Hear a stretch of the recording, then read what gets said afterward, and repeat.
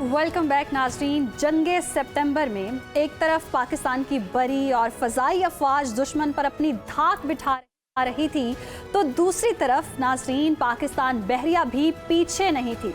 पाक बहरिया ने अपनी कामयाब और जारहाना हिकमत अमली के बायस जहां जुर्रत, शुजाअत और बहादुरी की दास्तान रकम की, वहीं दुश्मन के नापाक इरादों को भी निस्तो नाबूद किया। यही वजह है कि 1965 की जंग के बाद दुश्मन आज तक बहरी महाज पर किसी कार्रवाई की जुर्रत नहीं कर सका। 8 सितंबर की तारीख वो अजीमुशान और यादगार दिन है जब ऑपरेशन सोमनाथ में पाक बहरिया ने भारतीय बंदरगाह द्वारका पर हमला करके भारतीय रडार स्टेशन तबाह किया और उसका सारा गुरूर खाक में मिला दिया।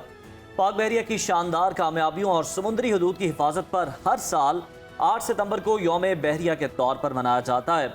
आज के दिन न सिर्फ पाक बहरिया के सरफरोशों की लाजवाल बहादुरी, जज्बों और गैर मामूली कारनामों को याद किया जाता है, बल्कि पाक बहरिया के अफसरों और जवानों को ज़बरदस्त खिराज तहसीन भी पेश किया जाता है।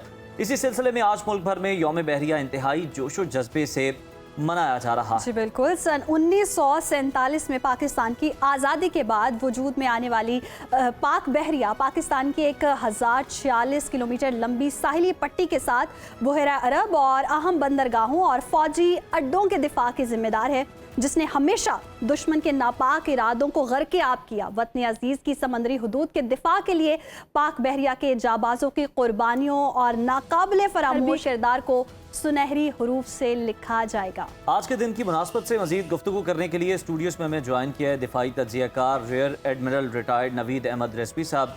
नवीद साहब, आपको खुश आमदीद कहेंगे प्रोग्राम में।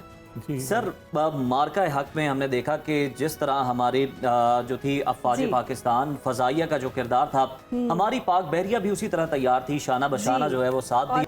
सर, बिल्कुल बड़ी गैर मामूली कारकर्दगी थी और पूरी दुनिया में जो है वो पाक बहरिया की इस जीत को जो है पूरी दुनिया ने ना सिर्फ देखा बल्कि अप्रिशिएट भी किया उस मौके पर। सर, आपकी नज़र में क्या इम्पोर्टेंस है आज के दिन को मनाने के हवाले से? बिस्मिल्लाहिर्रहमानिर्रहीम। पहले तो बहुत शुक्रिया आप लोगों ने हमें आज मदऊ किया। 8 सितंबर 1965 एक बड़ा इम्पॉर्टेंट डे है नेवी की तारीख़ में और पाकिस्तान के लिए भी काबिल फ़ख्र है। 65 की वॉर में हमारे पास एक सबमरीन थी गाजी, और उस एक सबमरीन की इस कदर दहशत थी दुश्मन के ऊपर और वो इस कदर उससे खौफज़दा थे कि वो अपने हार्बर्स और पोर्ट में से उनका कोई भी जहाज़ बाहर नहीं आया। तो as such Pakistan navy was unchallenged in the Arabian Sea, in the waters that we operate in. तो इस हवाले से गाजी के मैं आपको बताऊं, देखें सिर्फ एक सबमरीन थी क्योंकि वो नहीं जानते थे कि वो कहाँ है। सबमरीन की खूबसूरती आबदोज़ की यही होती है कि उसका पता नहीं होता कि वो कहाँ पर मौजूद है, क्योंकि वो ज़ेरे आब होती है। तो जब वो ढूंढी नहीं जा सकती और वो कहीं भी मौजूद हो सकती है, तो उसकी उसी तरह एक उसकी डेटरेंस मौजूद होती है। दूसरा जो बड़ा इम्पॉर्टेंट फंक्शन हुआ वो ये था, जो ऑपरेशन सोमनाथ जैसे आपने मेंशन किया, वो यहाँ से हमारे 7 जहाज़ थे, जो 25th डिस्ट्रॉयर स्क्वाड्रन था, वो हमारे जहाज़ सेल करके गुजरात कोस्ट है ये इंडिया का, और वहाँ पे इनका एक रेडार स्टेशन था और रेडियो बीकन था जो इनके बॉम्बर्स को बेसिकली डायरेक्शन दिया करता था। तो उसको जहाज़ों ने जाकर वहाँ पर, हम उसको कहते हैं नेवल गन फायर, तो वो उसके थ्रू एक कामयाब ऑपरेशन किया और उसको भारतीय बहरिया डायरेक्शन लेस हो गए तो वो हमने उसको बिल्कुल तबाह कर दिया और उसके बाद वो जहाज़ सेफ एंड साउंड वापस आ गए। तो मैंने जैसे आपसे कहा ना कि उनके जहाज़ों ने ये वेंचर ही नहीं किया। अच्छा, ये मुमासलत जैसे आप बेटा पूछ रहे थे ना, वो हमने 25 में भी देखी है। 25 में भी देखें, बहरिया का फंक्शन समझें। बहरिया का जो मेन फंक्शन है ना वो 2 हैं। एक कि समंदर की तरफ से in from the seaward direction हमारा जो समंदरी बाउंड्री है और जो उसके ऊपर तनसीबात हैं या जो भी हमारे हार्बर्स हैं, पोर्ट्स हैं, वो बिल्कुल हिफाजत में रहें, उनको किसी किस्म का नुकसान ना पहुंचे। एक नंबर 2 जो हमारी सी लाइंस ऑफ कम्युनिकेशंस हैं, यानी कि वो गुजरगाहें जिन पे हमारी ट्रैवल करते हैं मर्चेंट शिप्स, कार्गो जो कार्गो लेकर आते हैं, फ्यूल लेकर आते हैं, जिससे आपके मुल्क की मईशत का पहिया चलता है। Supply line. जी बिल्कुल, वो सप्लाई लाइन, उसके ऊपर जो जहाज चल रहे हों जो हमारे लिए इम्पोर्टेंट हैं, उनकी हिफाजत और उनको लाना और उनको छोड़ना, ये बहरिया का दूसरा बड़ा फंक्शन है। तो जैसे मैंने ये 2 फंक्शंस बताए आपको, देखिए 65 में भी हमें किसी किस्म की रुकावट दरपेश नहीं रही, ना ही कोई हमारे साहिल पे कहीं से भी कोई जारियत हुई। इसी तरह 2025 में भी मई में मार्काए हक में जी Pakistan navy repeated this because of their forward presence and forward posturing, that they were so prepared and so ready to take the enemy. Enemy did not have the heart or courage to venture into our waters.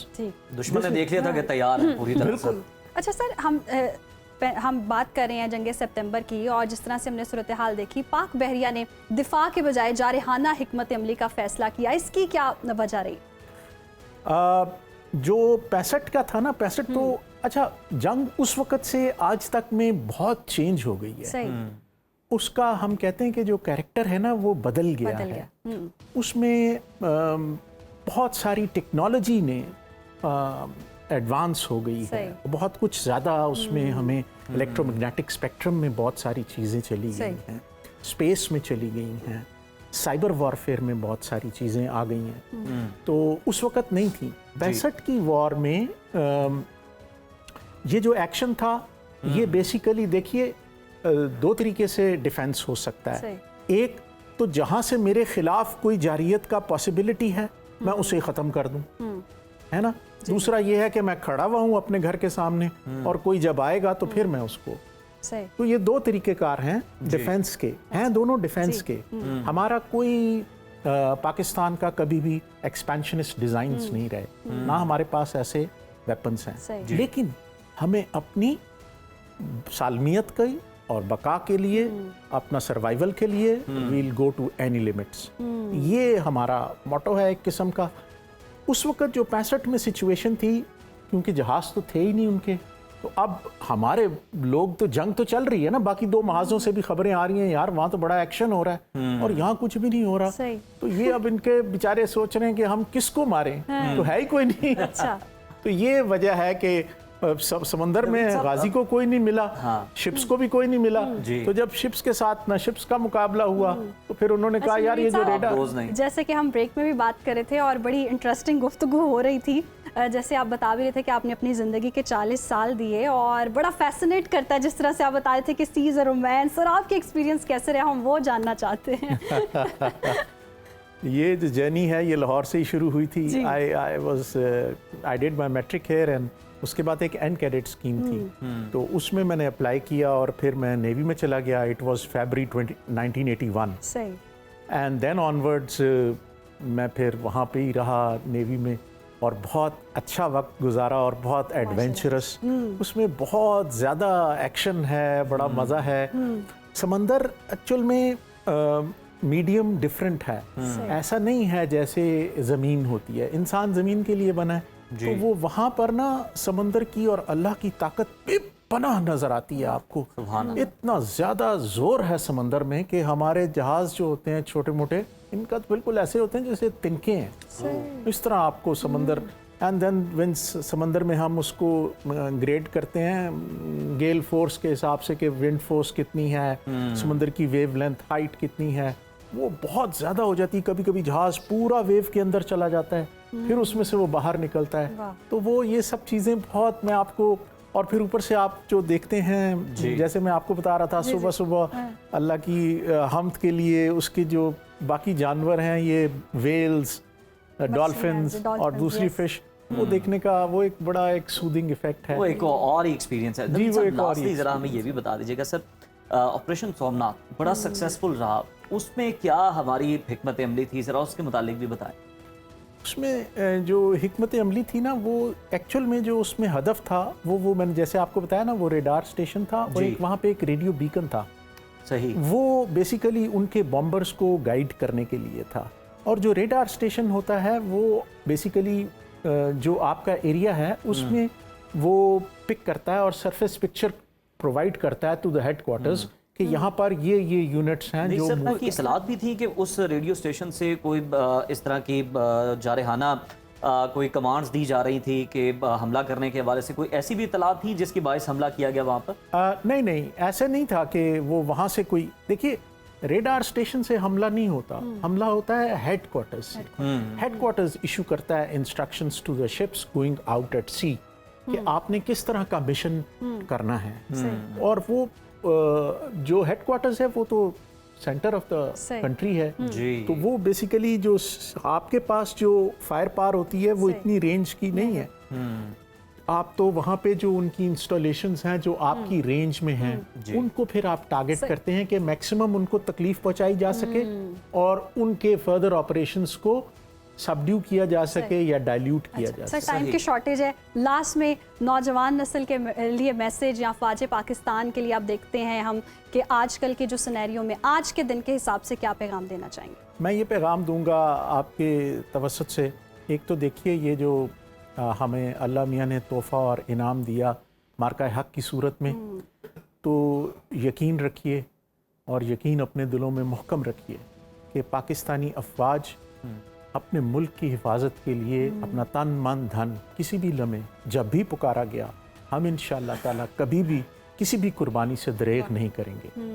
यही जज्बा है जो हमें लेकर आगे चलता है। लेकिन इन अफवाज पाकिस्तान को जज्बा चाहिए होता है अपनी कौम से, कौम की यकजहती, यूनिटी, और वो जब हमारी पुश्त पे खड़ी हो तो आप हमें कहीं लड़ा दें, किसी से लड़ा दें, हम इंशाअल्लाह ताला कामयाब आएंगे इंशाअल्लाह ताला। और बिल्कुल सर यही जज्बा हमने अभी मार्का हक में भी देखा, और किस तरह से पूरी कौम जो थी वो तमाम अपने इख्तलाफात भुलाकर यकजा होकर पाक फौज के शाना बशाना खड़ी थी, सपोर्ट कर रही थी। बहुत शुक्रिया नवीद साहब आपकी आमद का सर। और नाजरीन आज इस दिन को हम भी सेलिब्रेट कर रहे हैं, आप भी भरपूर तरीके से सेलिब्रेट करें।